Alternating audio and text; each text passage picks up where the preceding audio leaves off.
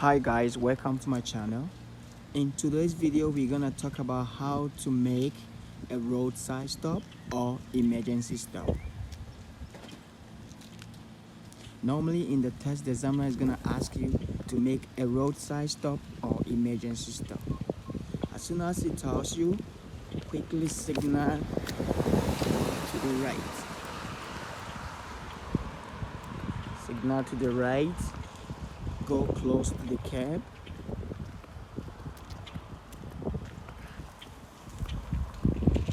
and make a complete stop. Put your gear into parking, bring your handbrake up, and press the emergency sign or the four-way flashes. This is how to make a quick roadside stop or emergency stop.